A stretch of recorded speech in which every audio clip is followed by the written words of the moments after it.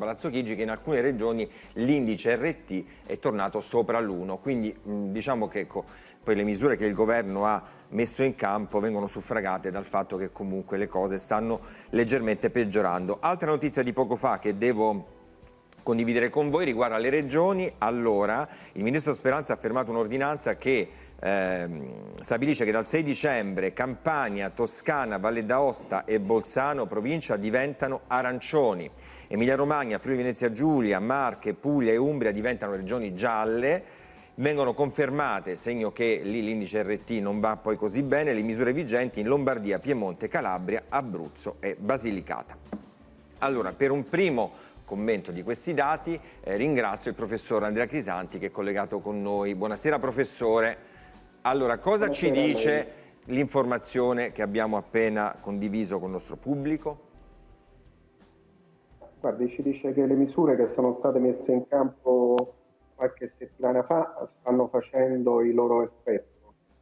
Certo è un effetto un po' più lento, più moderato, chiaramente di quello che abbiamo visto quando abbiamo applicato chiaramente misure più restrittive nella prima ondata. Comunque, chiaramente 20.000, 25.000 casi non è che sono pochi, sicuramente sono in grado di rinnescare rapidamente una ripresa del contagio in maniera importante. Lei dice, la sentiamo, allora mentre cerchiamo di stabilire un collegamento migliore con il professor Crisanti, saluto Roberto Poletti collegato con noi da Milano e voglio subito farvi vedere, ciao Roberto, abbiamo raccontato fino a poco fa le misure che dovremmo osservare nelle settimane che ci aspettano, quelle di festa. Cosa ne pensano gli italiani? Guardate con Simona Giampaoli.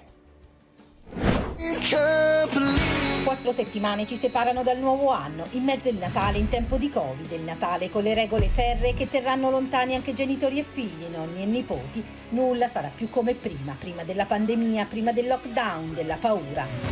C'è una ricerca che fotografa i sentimenti e i desideri degli italiani. 3 su 10 vorrebbero restrizioni più forti, mentre per il 44% degli intervistati le attuali misure dovrebbero essere mantenute finché la situazione non migliorerà.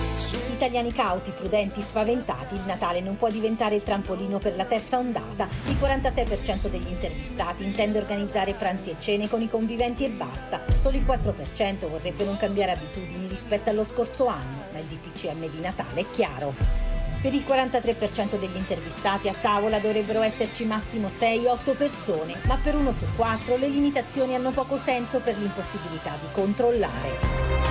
Restrizioni ardue da sopportare soprattutto per giovani e anziani. Gli over 75 sono più di 3 milioni in Italia, molti con gli spostamenti vietati e resteranno lontani dagli affetti più cari.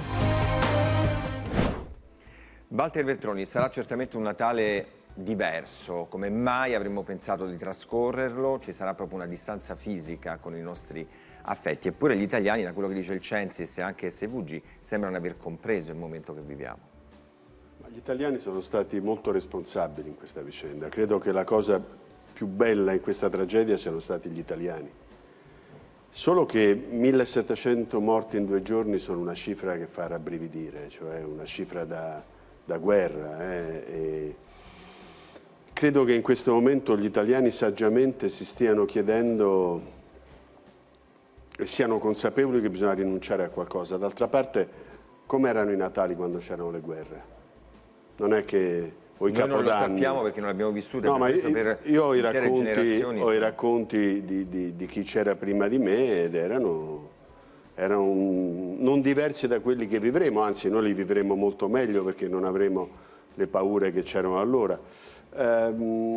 Credo che sia giusto questo atteggiamento degli italiani, evitare che questa storia continui per un periodo di tempo troppo lungo, perché le conseguenze anche psicologiche, oltre a quelle sociali, io penso ai ragazzi, penso ai bambini, si è giustamente detto molto degli anziani, ma quanti sono i bambini e i ragazzi che in questo momento, dopo 8 mesi in cui non vedono amici, compagni di classe, se non nei momenti...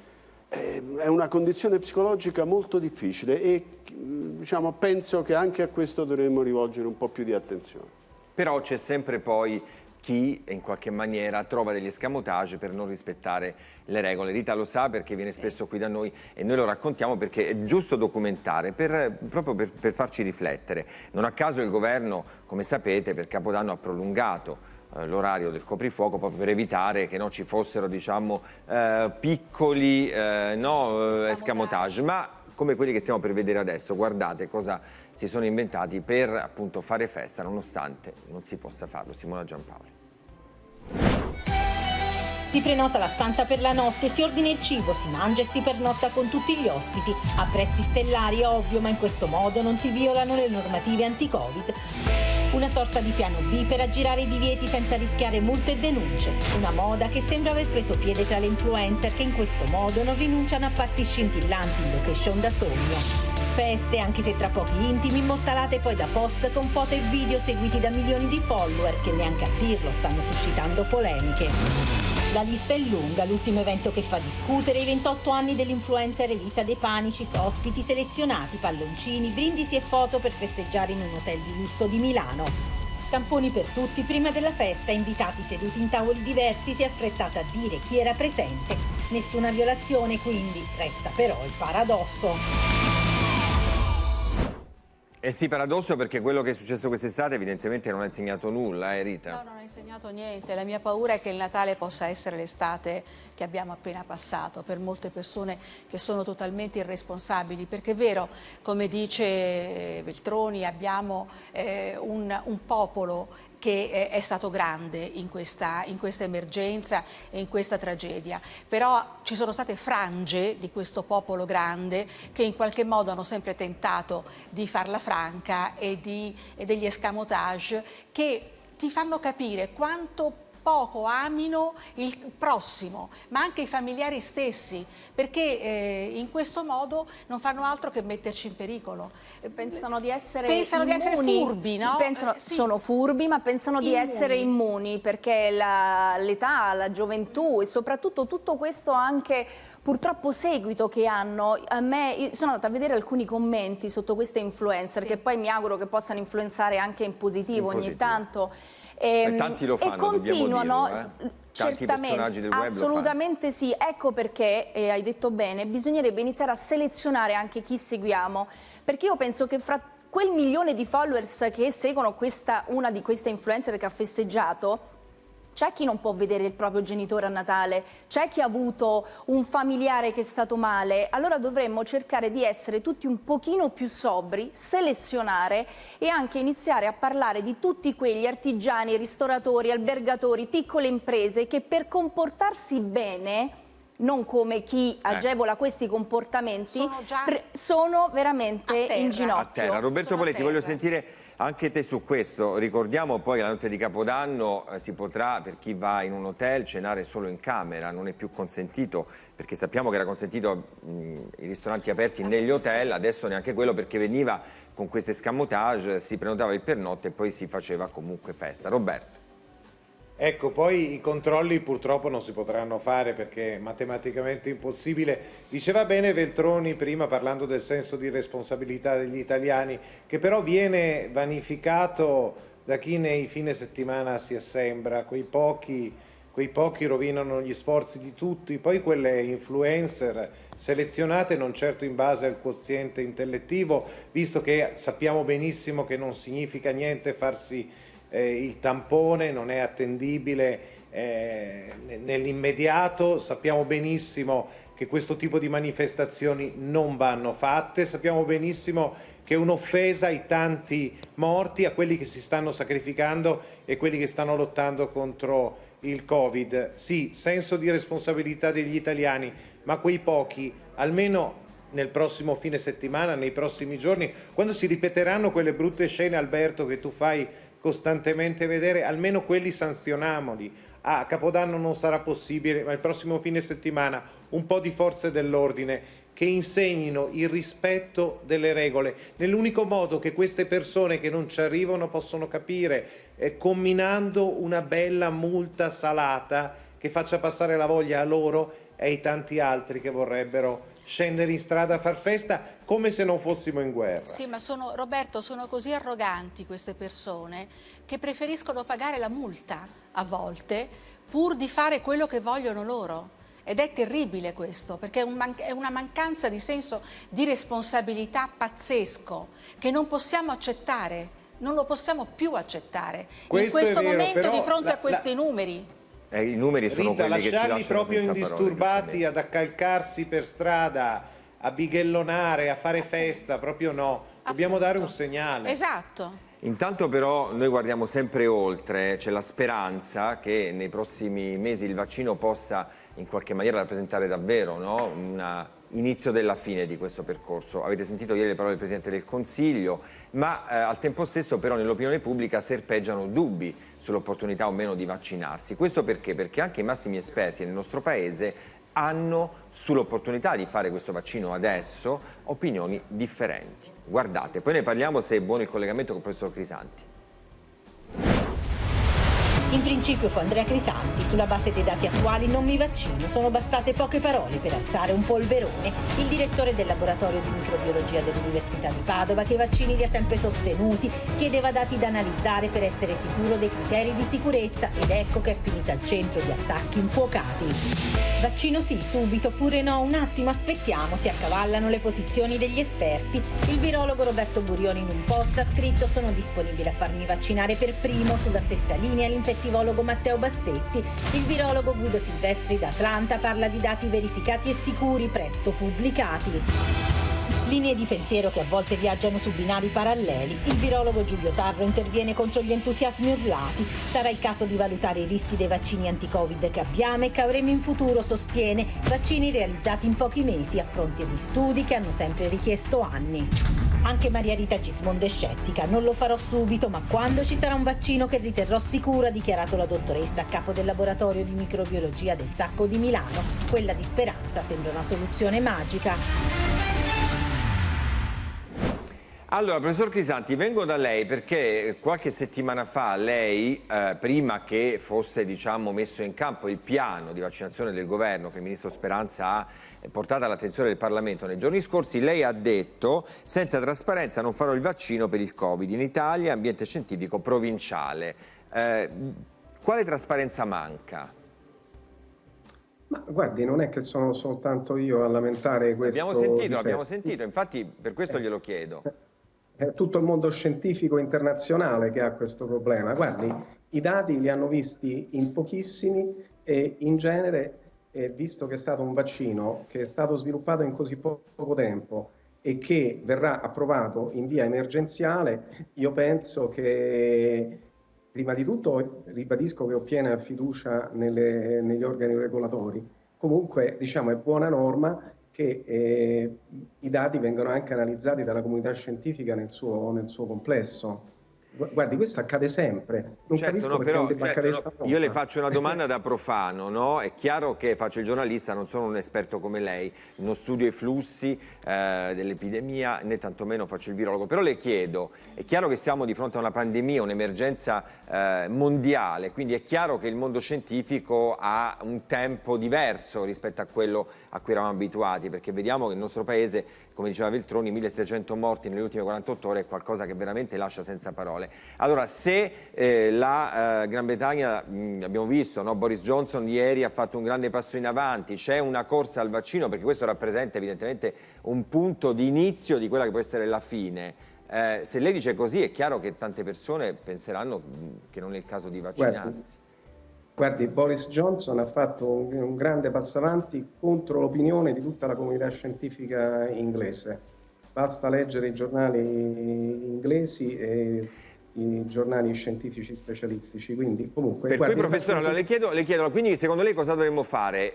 Alla luce, aspettare chiaramente che gli organismi preposti si pronuncino. Certo, sappiamo che si pronuncerà l'Agenzia Europea, abbiamo prima parlato con AstraZeneca, ci ha detto che appunto sono in corso, no, tutte le verifiche, ma quindi quanto dovremmo aspettare secondo lei? Guardi, della fretta dobbiamo pretendere sicurezza e trasparenza, perché questo genera fiducia, allora lo faremo tutti. Guardi, le faccio un esempio banale, va bene? Allora, la Pfizer dice che ha il 90% di protezione. dopo pochi giorni dice che ha il 95%. Va bene, allora, guardi, che cosa significa questo? Significa che nei primi, facciamo che avesse avuto 100 eventi, ne ha trovati 10 che nel gruppo di vaccinati si erano ammalati. Se è passata al 95%, significa che ne ha trovati un altro gruppo consistente in cui non c'era nessuno tra i vaccinati che si è ammalato. Ora, questo è un interrogativo da chiedersi, perché ancora ci si chiede perché è aumentata la percentuale, perché il primo campionamento non era rappresentativo o il secondo campionamento non era rappresentativo? Perché queste sono le domande che si pongono i ricercatori, no? Perché vogliono vedere coerenza. Se si passa dal 90 al 95%, la prima cosa che viene in mente, ma come è fatto il campionamento? Perché è cambiato così rapidamente? Vorrei sentire però, chiaramente noi, ribadisco, facciamo il nostro lavoro, siamo cittadini, però vorrei sentire anche i miei ospiti, Walter Veltroni, su questo. Ma io penso che se non vogliamo fare impazzire le persone, esatto, dobbiamo trovare una misura, perché se il Presidente del Consiglio ieri ha detto da fine gennaio cominciamo le vaccinazioni, le concluderemo, devo immaginare che lo dica sulla base dell'accertamento fatto nelle sedi competenti della utilità e della non pericolosità di questo vaccino. La preoccupazione del professor Crisanti è assolutamente legittima, però io penso che nel momento in cui gli organismi internazionali avranno deliberato sulla validità del vaccino, noi non possiamo continuare a seminare un dubbio. È giusto che tutto quello che deve essere verificato venga verificato prima con la massima trasparenza dei dati, ma attenzione, perché se dopo ricominciamo come è stato nei mesi passati, è un'influenza, è questo, è quest'altro, noi ricreiamo esattamente lo stesso clima che ha contribuito alla confusione. Quindi non correre con il vaccino. Cioè, nel senso che noi ci fidiamo di più, se magari aspettiamo un po' di più, ma che sia un vaccino che come diceva prima Grisanti, sia un vaccino che sia trasparente, nella massima correttezza e di cui gli italiani si possano fidare. Sì, io dico, quando gli organismi internazionali avranno deciso presto o tardi, noi dobbiamo considerare quella decisione valida. Assolutamente. Perché altrimenti non... Generiamo una certa anarchia, come abbiamo già visto purtroppo, anche perché ce ne sono troppi di complottisti. Però quello che io chiederei anche ai professori, agli specialisti che intervengono, è anche di cercare una linea comune per una volta, perché ne sentiamo troppe di contraddizioni. Apriamo un giornale, nello stesso giornale leggiamo posizioni differenti. E chi ci sta ascoltando adesso da casa che cosa ha paura? Quanti vaccini arriveranno? Ce ne deve essere uno solo? Quello. Come sappiamo sono almeno 3 quelli allo studio. È davvero l'unica soluzione? Voglio sentire Poletti e poi di nuovo Crisanti. Alberto, perdonami tanto se semplifico, però io semplifico e dico il messaggio che sta passando. Allora, siamo sulla televisione di Stato, il primo canale della televisione di Stato, grazie per la trasmissione assolutamente più vista a quest'ora, e c'è il professore che sta dicendo, in buona sostanza, non l'ha detto, anche perché non è vero, non l'ha detto, però passa il messaggio che siamo nelle mani di incompetenti, e questo sinceramente, professore, non l'ha detto. Professore, lei ha invitato alla prudenza, attenzione. Scusate, forse non avete ascoltato la mia premessa. Io ho detto il messaggio che passa nell'utente, in chi accende il televisore, magari distrattamente, e si sente dire ma non so, aspettiamo, vediamo. Io mi fido sinceramente di quello che mi sta dicendo ufficialmente il governo, non mi fido di tutte ste voci che sento, perché altrimenti non ho più un punto di riferimento. Però, e io nelle istituzioni un punto di riferimento lo voglio avere. Roberto, senza offesa, professore, lei non ha detto queste cose, però, le dico semplicemente cosa passa. Scusami, non ha messo in discussione il piano vaccinale o le comunicazioni che sono arrivate dall'esecutivo, ha soltanto posto un problema di verifica dei dati dei vaccini. Professore. Guardi, senta, io ho messo soltanto in discussione quando ho detto le aziende, e mi scuso, ma io sono in ottima compagnia. I maggiori scienziati del mondo su tutte le riviste internazionali stanno dicendo quello che ho detto io. E io penso che i cittadini non hanno bisogno di essere imboniti, e dire e avere delle verità. Però professore, diciamo anche che ci sono anche altrettanti scienziati. Io cito il professor Silvestri di Atlanta, che è stato nostro ospite, che come sappiamo pubblica come lei sulle principali riviste internazionali, ha detto invece che appunto bisogna vaccinarsi. Quindi diciamo che il mondo scientifico è abbastanza diviso in questo momento. Senta, a me mi sta trascinando in una polemica che non è lungi da me. Io voglio fare chiarezza nell'interesse di chi ci segue. Guardi, io non ho detto che non bisogna vaccinarsi. Scusa Roberto, un attimo solo. Io ho detto semplicemente che la trasparenza genera fiducia e questi annunci delle ditte non hanno contribuito a portare trasparenza. Questo ho detto. Dopodiché ho detto che nel momento in cui le autorità regolatorie avranno approvato il vaccino, lo farò. Però mi permetta un'altra cosa: come fa Conte a sapere che le autorità regolatorie lo approveranno se non hanno ancora visti i dati? Non dovrebbe dire queste cose, mi permetta. Perché allora, io professore adesso però vorrei...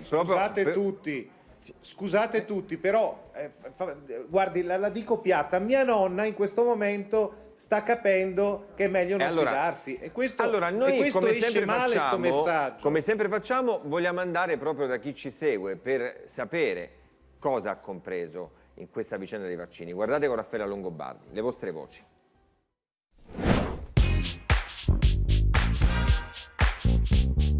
L'ex presidente Barack Obama ha promesso che si vaccinerà contro il Covid in diretta televisiva. Gli italiani sono pronti? Arriverà il vaccino a gennaio. Lei ha paura o se lo farà? Certo, se c'è la possibilità sì. Bella domanda. Ancora non mi fido. Io sicuramente no. Hai paura di stare male? Ho paura di stare male dopo qualche tempo. Non lo so, dobbiamo vedere di che vaccino si tratta, non lo so. Sembra addirittura che è modificato geneticamente, quindi va a interagire dentro il DNA del corpo umano. No, non voglio fare il vaccino, ho paura un po'. Assolutamente, perché bisogna avere paura del vaccino? Arriverà il vaccino, voi ve lo farete? Mio marito è un medico. Sicuro, senz'altro, sì. C'è tanta diffidenza, dottore. Diffidenza, però il vaccino va fatto. È favorevole? Sicuramente, subito. Sì, mi fido della scienza. Mi fido, lo farò. Certo. Sì, certo, non ho paura. Sicuramente, certo. Sarò uno dei primi, anche perché altrimenti non si vive più, sei sempre con la paura. Cosa rischio? Forse rischio più a non farlo.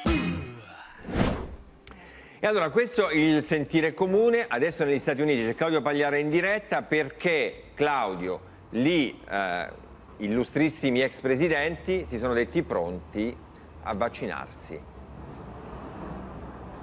Sì, Alberto, buon pomeriggio, buonasera a voi. Proprio così, non solo Obama, George W. Bush e Bill Clinton, ma ieri sera anche il presidente eletto, dunque il futuro presidente degli Stati Uniti, Joe Biden, ha detto che si farà il vaccino non appena, addirittura ha citato proprio Anthony Fauci, il massimo esperto americano in materia, dirà che è sicuro. Qui naturalmente il dibattito è leggermente diverso da quello che ho sentito nel tuo studio in Italia, che leggo sui giornali. Qui non ci si fida né del governo né delle case farmaceutiche, ma ci si fida di ciò che deciderà la Food and Drug Administration, che è stata creata, questa autorità per il farmaco negli Stati Uniti, già ormai da un secolo, proprio per garantire, per avere un collegio di massimi esperti assolutamente indipendenti sia dal potere politico che da quello economico, che certificano che il vaccino o il farmaco è sicuro. E che tempi si prevedono, Claudio, ci sarà il 10 questo? dicembre. Ecco, quando? 10 dicembre, Alberto, 10 dicembre. Ecco, il 10 dicembre la Food and Drug Administration si pronuncerà sui vaccini. Allora, grazie Claudio Pagliara per questo importante aggiornamento. Dunque, per chiudere, professor Crisanti, se sappiamo l'Agenzia del Farmaco Europea si pronuncerà entro la fine di questo anno, a quel punto i dati ci saranno per poi poter procedere, giusto? Sì, ma guardi, ma questo è un processo normale. La Food and Drug Administration, tra le altre cose, prevede che i dati vengano resi pubblici e darà la possibilità sia ai scienziati che ai comuni cittadini di intervenire prima di rilasciare l'autorizzazione provvisoria. Questa è una cosa normale. Cioè, io non capisco perché gli italiani debbano essere trattati da stupidi. No, professore, no, assolutamente no. È la ragione per la quale l'ho voluta qui questa sera, proprio per precisare una posizione. Come sa, noi ospitiamo tutte le sere autorevoli suoi colleghi insieme a lei, proprio per rappresentare le posizioni in campo. Però alla fine bisogna trarre comunque una linea, anche un campo nel quale ci muoviamo. Ma chi li tratta da stupidi? Professore, scusi, chi sta trattando da stupidi gli italiani? No, voglio dire semplicemente che se uno pensa, se uno dice che ci vuole trasparenza, gli italiani pensano che il vaccino non è buono? Che vuol dire? No, è giusto spiegarlo, certo. Quindi trasparenza non significa che il vaccino non sia efficace. Forse alla fine stiamo dicendo tutti la stessa cosa. Certo, certo. Professor Crisanti dice ci devono essere gli elementi necessari perché le agenzie possano decidere avendo diciamo, la casistica. Ecco. Nel momento in cui le agenzie decidono, quello è, fa verbo, diciamo così. Ecco. Se posso dire, negli Stati Uniti, comunque, vedere persone che si sono combattute, assolutamente, Obama, Bush e Clinton, unite, dire facciamo insieme una cosa, è un segnale che sta dentro quella idea di democrazia che in quel paese ha tenuto e ha evitato che ci fossero in qualsiasi momento dittature. Assolutamente, grazie a Walter Veltroni per questa sintesi, grazie professor Crisanti. Adesso voglio spiegarvi un termine che stiamo ascoltando in questi giorni, cashback. L'altro giorno ero in un grande magazzino, una signora chiedeva alla cassa, dice adesso io ho scaricato questa app, quindi posso avere, sto pagando con carta di credito, posso avere questo sconto che è previsto. Ebbene no, perché sarà dall'8 dicembre. Cosa significa? Che per incentivare il pagamento con le carte di credito